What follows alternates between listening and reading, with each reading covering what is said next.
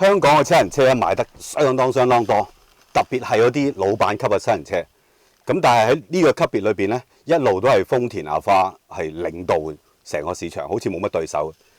咁表面上睇，而家我坐緊呢架就係其中一個對手啦，就係 Benz 嘅 V250D。咁但係其實佢同阿花係兩種完全唔同嘅車嚟嘅。咁我話俾你聽點解？第一樣好唔同嘅就係當然係啲凳嘅安排啦。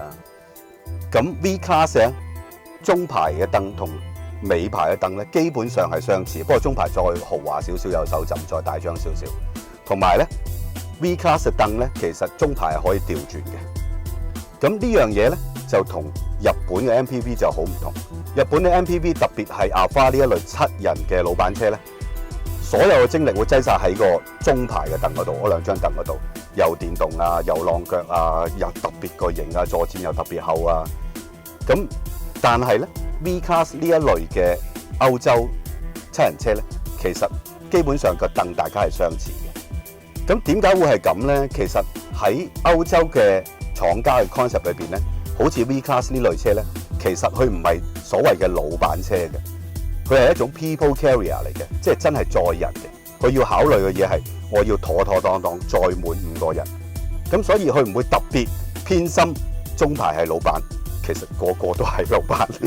咁所以預咗5張凳，5個都要坐得合理嘅空間，5個凳嘅造型都要安全、堅固同坐得自然嘅。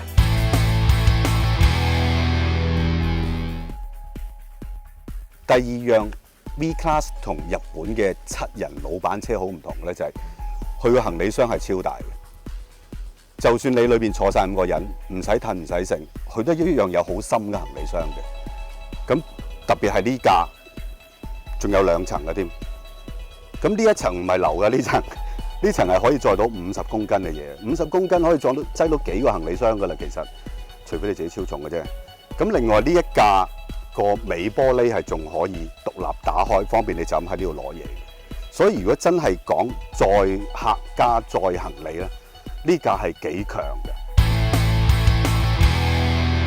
至於坐起上嚟好唔好坐咧？咁我哋交俾我哋個老細，我哋個同事編輯姚子豪。嗱，雖然歐洲嘅 MPV 喺香港唔係好流行，但係其實我哋成日都接觸嘅，因為我哋每次出差咧，基本上都會坐呢一類歐洲嘅 MPV。例如我哋去 Benz 嘅 trip 就會坐呢類 V Class 㗎啦。咁同香港你哋常接觸到嘅日本 MPV 比咧，首先我覺得就係啲凳嘅設計上嘅。咁佢會比較似一般嘅私家車，比較實少少，比較硬淨少少嘅，而唔係日本嗰種大班椅啊，好舒服腍白白，咁你坐落去成人攤喺度都得嘅。咁呢個係其中一個分別啦。另外我覺得歐洲 MPV 會比較好嘅咧，例如呢部 V Class 咧，就係個視野好勁，周圍嘅窗咧都好大嘅，佢會開到好低啦，頭頂有2塊大玻璃，嗰個空間係非常之闊，加上我坐後座，中排咧反轉咗，而家好似咧喺間房入邊咁大嘅。但係日本嗰種例如阿花嗰種咧，就會係你攤咗喺一個比較舒服嘅按摩椅上面咁樣咯，就唔會係一個好開闊嘅空間嘅。咁另外佢坐起上嚟咧，同日本嗰種比啦，日本嗰種就會比較腍少少啦，舒服少少啦。咁你會好似坐喺架艇仔度熬下熬下咁樣嘅啫。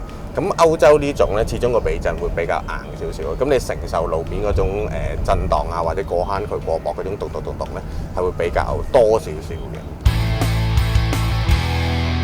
第3樣嘢同日本 MPV 唔同嘅咧，呢個 V Class 係用柴油引擎嘅，2100cc 89匹，扭力好大，加7速嘅自動波，轉速好低，其實佢嘅力量已經個扭力已經出晒嚟㗎啦。咁所以其實好多時你唔使重油仲衰，你定住個油門喺佢最佳個範圍1000幾2000轉咁樣，其實佢就算上個花園道，佢都係仲係好夠力嗰種，你根本上唔使踩佢。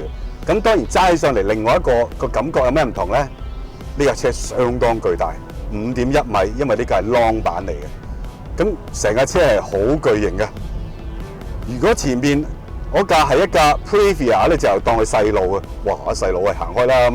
當然佢大調翻轉，你就要揸得小心啲啦，因為佢架車都長嘅。我試過喺啲細嘅停車場，其實佢泊位嘅時候都你真係要小心嘅。不過好彩佢有嗰啲360鏡頭，可以轉好多個模俾你睇個尾轆啊、頭轆啊、車頭啊、車尾啊，甚至鳥瞰咁睇晒成架車同人近唔近啊！我泊啲好窄嘅位都幾好用喎，呢個真係唔錯。咁另外咧就係佢有嘅安全系統咧，基本上係同一架Benz 嘅房車係睇齊嘅，即係佢都係有好多安全氣袋啊，佢都係有 pre-save 啊。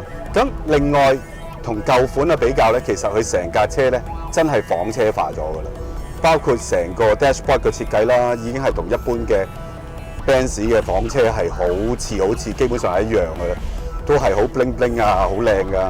咁呢架 Avantgarde 嘅版本啊，仲加埋呢啲碳纖嘅裝飾，哇，好鬼靚啊！成個感覺，即係好過啲日本車嘅一啲比較務實啲嘅設計嘅。最後，柴油引擎嘅最好處當然就係慳油啦。咁我行咗600幾公里，咁做出嚟嗰個耗油量咧係8.3公升。咁如果你用翻11個半到嘅油渣價錢去計咧，大概係9個零喎。仲有柴油個折扣係比電油多好多喎。如果你有本事攞到5蚊1 lit 嘅折扣，計勻晒嘅話，其實你係5毫子1公里嘅喎。哇！喺邊度揾啊，大佬？